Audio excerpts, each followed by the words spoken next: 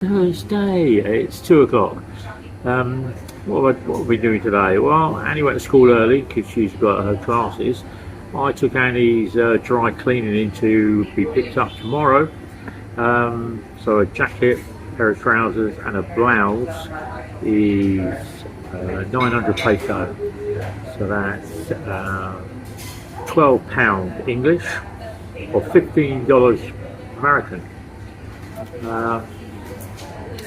Expensive? Yeah, I think it is, but I pick it up in 2 hours, 3 sets, so you pay for the speed, I think, not for the quality.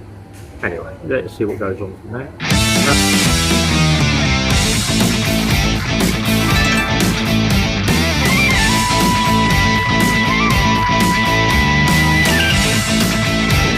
Take one. So I was going to talk about prices, but I'm not. I was reading an article in the Sun Star and the Inquirer 3 days ago. I had to do a little bit of nosing around and a bit of investigation work, because as we all know, lots of people come to the Philippines to find that special person. Now, the article I was reading the other day, now that I've been cynical and flippant and semi-humorous, was about two guys.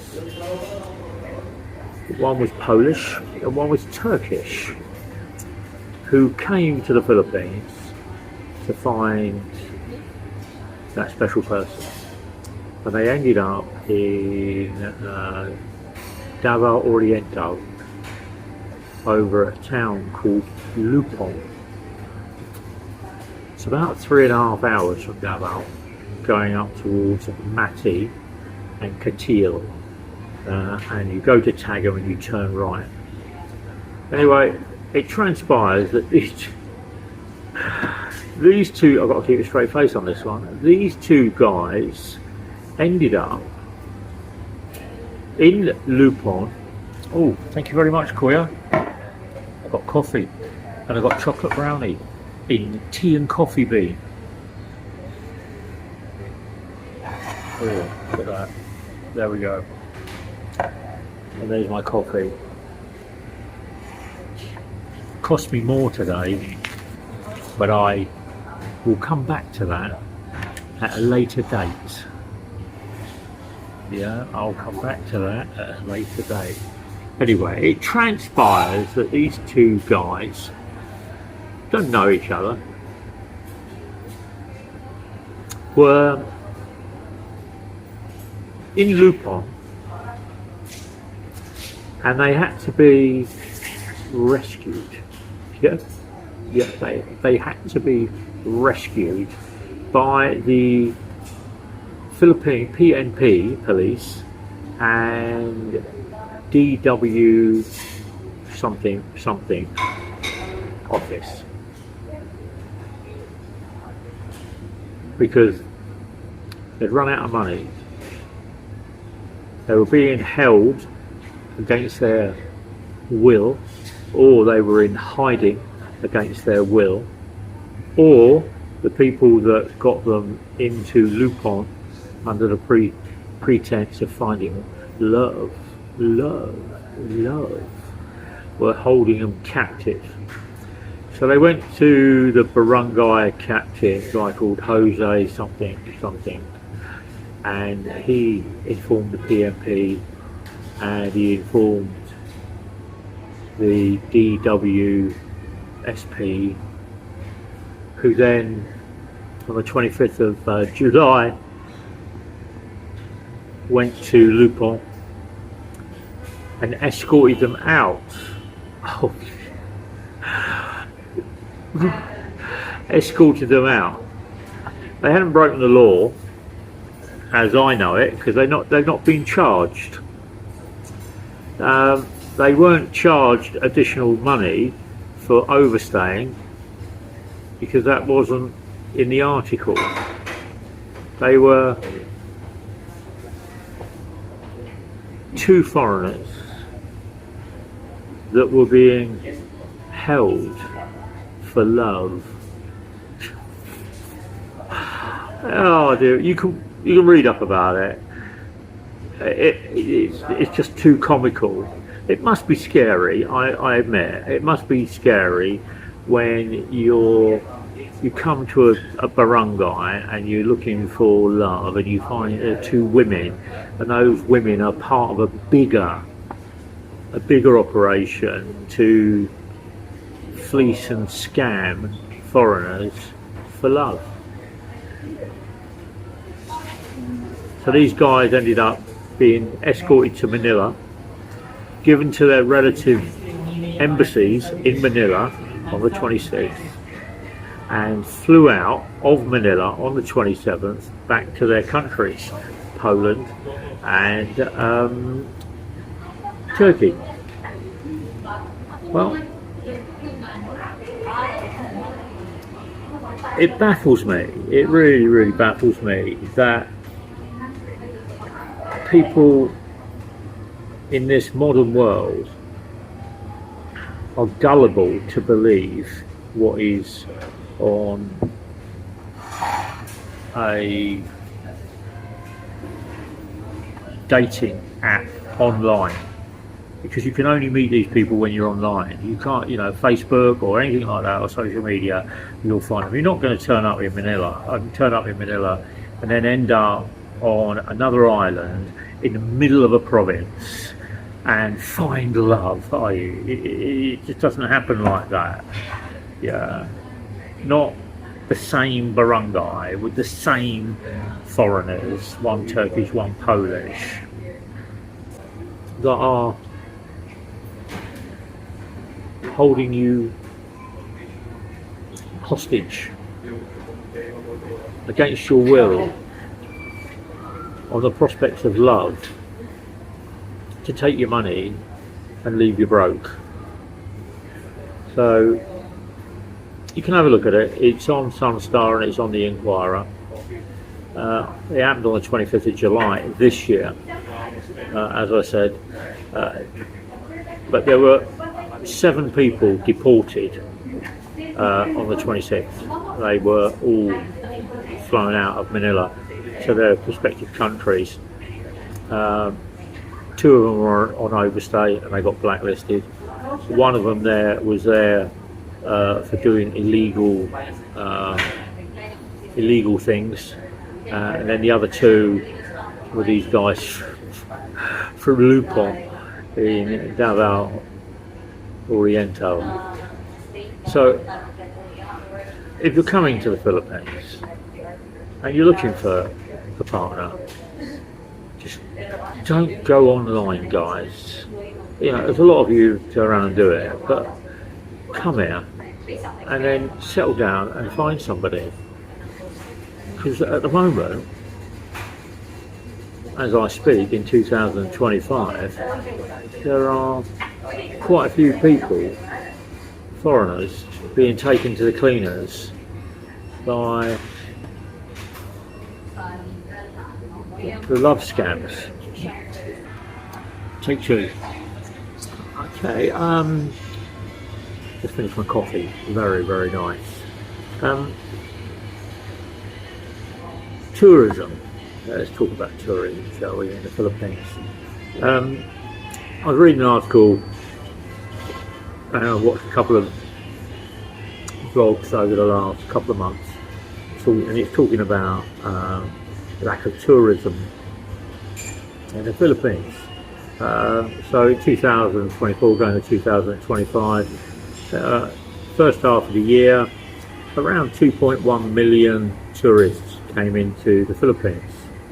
When you marry that up to Singapore, which is at 20 million, and you marry that up to Vietnam, which is around 18 million, and you marry that up to Thailand, that's around about 15 to 16 million tourists in the same period, you have to ask the question why the Philippines has dropped out of favour. And I don't know, I don't have a magic wand, but what I do see is I see less Chinese here in the Philippines. Maybe that's because the crackdown on illegals and the crackdown on illegal gambling and you know, the pogos and all of that trafficking stuff that was going on up in Luzon, which is still going on, but you know, there's a lot of focus on it now. Koreans are the Philippines, you know, not tied into the pop culture of the music and the wanting to be a Philippine, you know, Korean Philippine looking, you know, person. I don't know. There was a big culture here when I first came here about Korea. Filipinos wanted to be white, straight black hair. They went to the beach and they were wearing loads of long clothes to cover up from the sun, which is what Korea does, or Koreans do. But over that period of time, people, you know, I'm seeing people on the beach in jeans and shorts and t-shirts. So maybe that's it. Maybe it's because it's become more expensive to turn around and come to the Philippines. It's not as cheap as it used to be to fly. You know, you could get a flight from overseas into the Philippines for around £450. Now you're looking at £600, £700, £800, unless you go bespoke journeys and cheap airlines. Is it about hotels? I think hotels have got more expensive. I think they've jacked the prices up. I think food's become more expensive in tourist resorts like Boracay, Palawan, Bohol, Tacloban, Manila, Quezon City, you know, Tarlac. You know, I see it. It's a little bit more expensive. Whereas you could get a backpacker's dream for around 400-500 peso a night. Now you're looking at 400-500 peso for 6 hours. Yeah. Well, people don't want to stay in a hotel for 6 hours, do they? They want to turn around and come into a city. If they're going to be in that city for 4 or 5 days, they want to be able to leave their stuff in a room. They don't want to find that room, you know, like down the road here there's a hotel and it's called the Sogo Hotel. When I was in Manila 2 years ago, a lot of people on my subscribers turned around and said, oh, that hotel over there in PIXT, the bus depot, is a sex hotel. That's why it's so expensive, because people are renting out a room for 6 hours, going over there, doing their business, going back to his husband or her husband, and going back to his wife or her wife, and that becomes a hotel that's a sex hotel that, you know, can sell the room 4 times in a day. Whereas I would want to stay in that room without all the comings and goings, and without all the sweaty, humpy, pant, screaming noises going along the corridor. I think Airbnb is another thing here in the Philippines. That's become quite expensive, and it's taxable now if you're generating revenue in the Philippines. So you have to declare it, and you have to turn around and get taxed against it. And that becomes another issue for tourists, because tourists like to turn around and book Airbnb, and then they go Airbnb there, Airbnb there, Airbnb there. In the Philippines, that's become a bit more expensive. I used to go over to Mati. There's a hotel over there. Well, it calls itself a hotel. It's called the Marriott Hotel or the Marriott Inn, and the rooms were 8 or 9 rooms in this inn hotel, but they were all Airbnb. So you didn't book with the hotel, you booked with the Airbnb person. The one I booked with was based in New York, and once I'd made the payment online and I'd done the clearance and everything like that, it was about $75 more expensive. So I don't go back, do I? I'm not going to go back and spend $75 for somebody to turn around and live the high life in New York. It might be expensive in New York, but it ain't bloody expensive in Mati in the Philippines. Yeah, you haven't got the same clientele and resorts and hotels and restaurants and food offers and markets and tours and the Hudson River in New York that you're going to have in Mati. Mati is a beach, half a dozen restaurants, McDonald's and a Jollibee, and that's it. So I think people have fallen out of, it's dropped off the wish list. I also think that safety and security is another big point here in the Philippines. I mean, when the former president, I'm not going to name him, was in power, everybody was scared to do anything, and he ruled with iron fist. Now you've got a new president, and the Philippines has been voted the most unsafe country to visit in Asia. Well, when there are big organisations doing surveys saying that the worst country in Asia to visit is the Philippines, and the top country is Singapore, Vietnam, Hong Kong, yeah, Malaysia, and all of a sudden those countries are in the top 5 best countries to visit in Asia. If you're sitting in Europe or America or Canada or Australia or New Zealand and you're looking to travel, are you going to turn around and put yourself out in the most unsafe country to go and travel to? I don't think so, are you? It's not going to be go, oh, look at that, that's where I want to go. I also think that there are less things to do or inspire people to come to the Philippines as a tourist. You can go to Palawan, you can go to El Nido, you can go to Boracay, you can go to Bohol, you can go to Siargao, you can go to Samao, you can go to Palawan, you can go to other places that have all got lovely beaches, but there are countries with exactly the same, and they're cleaner, and they got better food, and they're cheaper, and that is one of those things that when you are a traveller, when you were, if you took 30 years off my life and I went back to when I was in the 30s, I travelled to countries around the world, that I would never go to. I went to Vietnam, it was communism. I went to Cambodia, I went to Laos, I went to Indochina, I went to Libya, I went to Syria, I went to Jordan, I went to Iran, I went to Iraq, I went to Tajikistan. I went to these countries that were off the beaten track, but you got 600, whatever the currency was, to the dollar. Now, here in the Philippines, you get 52 pesos to the dollar. When I first came here, it used to be 59 peso to the dollar.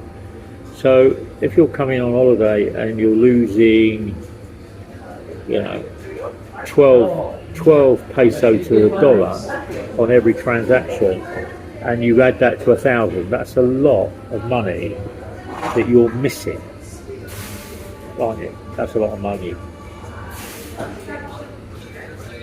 So, where a cup of coffee would cost you 35 cents, now it's costing you $1.35.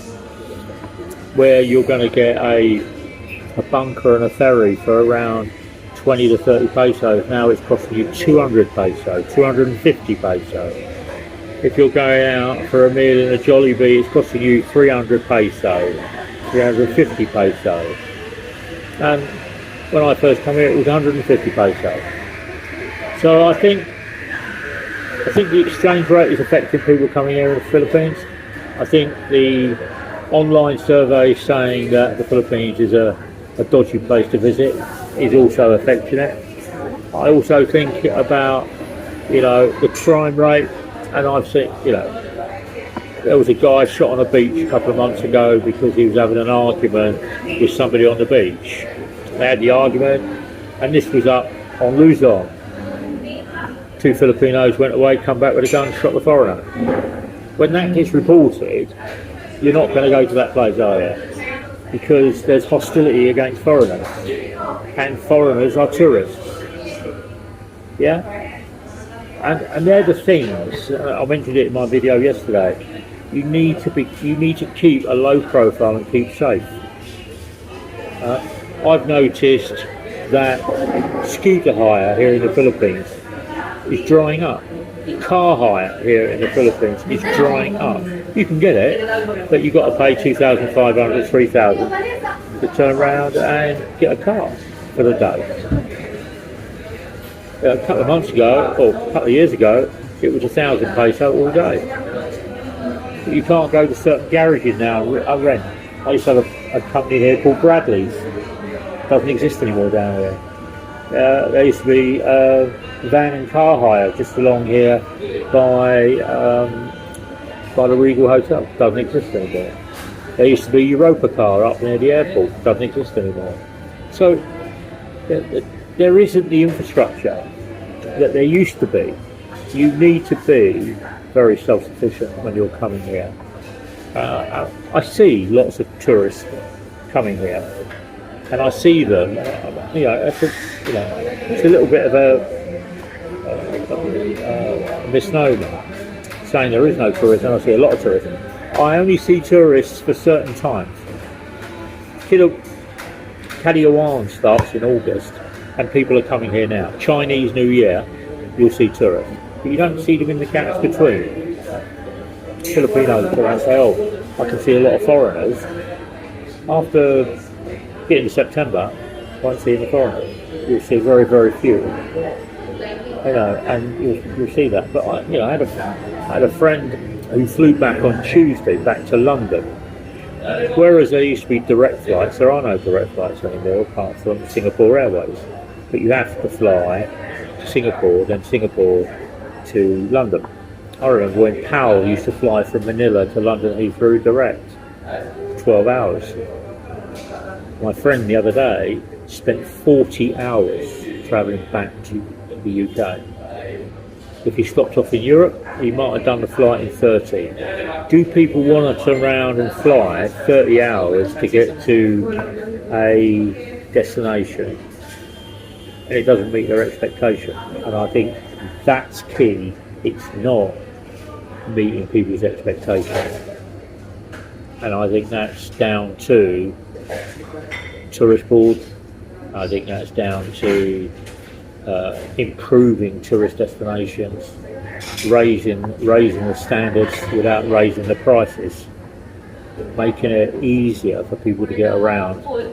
If I wanted to go Siargao, if I was to fly, I could fly maybe once or twice a week, but I could get a bus every hour. It will take me 8 hours to get to Siargao, or I drive and it will take me 5 hours. So it's all these little things that affect tourism. Dive sites that used to be down in General Santos are closed at the moment. The dive sites on Bohol and in Palawan aren't open for another couple of months. People want to come to dive. They're closed because whatever the reason, whatever the license is required, or whatever the pollution, or whatever is happening, for people to keep coming, you need to keep improving, and you need to keep offering the value for money. Will tourists come back? Yeah, they'll come back, but I don't think it's not gonna be 5, 6, 7, 8, 9, 10, 11, 12 million coming to the Philippines. Because before you get to the Philippines, you've got Singapore, Thailand, Vietnam, Cambodia, Laos, India, Egypt, Africa, Indonesia, Malaysia, and all those countries are 4 or 5 or 6 hour flying time further on. There we go. What do you think? Agree or disagree? It's up to you guys. I live here. I just watch life go by.